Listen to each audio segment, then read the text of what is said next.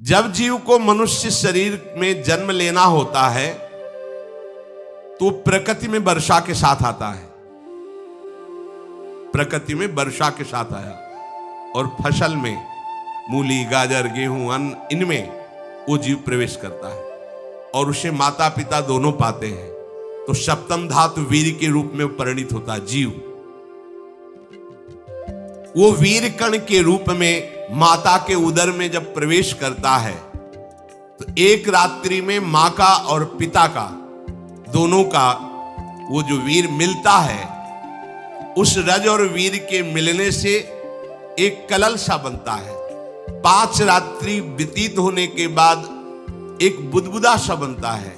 10 रात्रि व्यतीत होने के बाद एक बेर की सी आकृति होती है। फिर उसके बाद उसमें धीरे धीरे मांसपेशियां बढ़ने लगती हैं। 1 महीने में उसके सिर निकल आता है, 2 महीने में हाथ पांव अंगों का विभाग होता है, तीसरे महीने में नख, रोम, अस्थि, चर्म, स्त्री पुरुष के चिन्ह प्रकट हो जाते हैं, 4 महीने में मांसादि 7 धातुएं प्रकट हो जाती है, 5वें महीने में चेतना जागृत हो जाती है। जैसे अपने चेतना, ऐसे 5वें महीने में गर्भस्थ शिशु की चेतना जागृत हो गई। जीव है पर चेतना 5 महीने बाद मां के गर्भ में जागृत। अब उसे भूख लगती है, प्यास लगती है, वहां की तापमयी जलन, पीड़ा, छोटे छोटे कीड़ों के द्वारा काटना, 6ठे मास में झिल्ली से लपटा हुआ मां की दाहिनी कोख में कीड़े की तरह तड़पता है।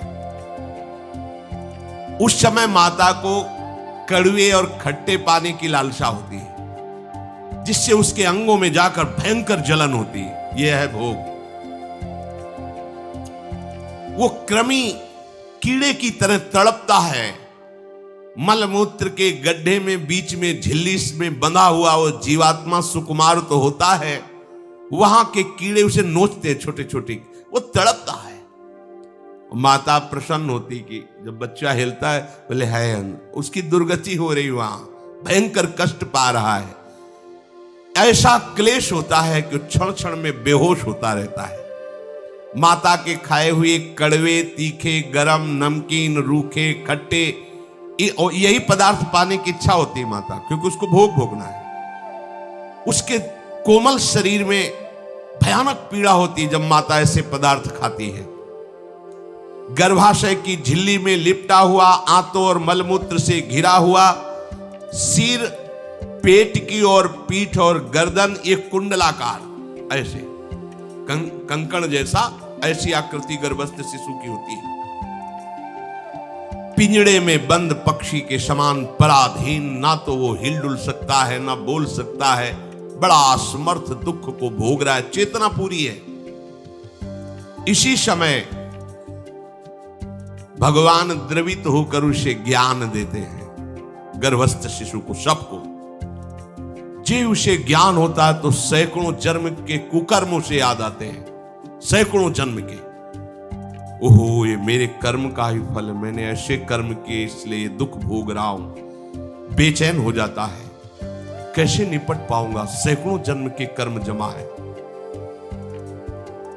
अब महान अशांति उसके हृदय में, उस शरीर में भयंकर पीड़ा। कुंडलाकार शरीर है, हिल भी नहीं सकता है, बस कीड़े काटते, बड़ी तड़पन, बड़ी जलन, भूख प्यास की जलन। अब एक और भयानक जलन हुई, उसे स्मरण हो जाता है कई जन्मों के, सैकड़ों जन्मों के पाप कर्मों का। 7वां महीना आरंभ हुआ कि ज्ञान का उन्मेष हो गया।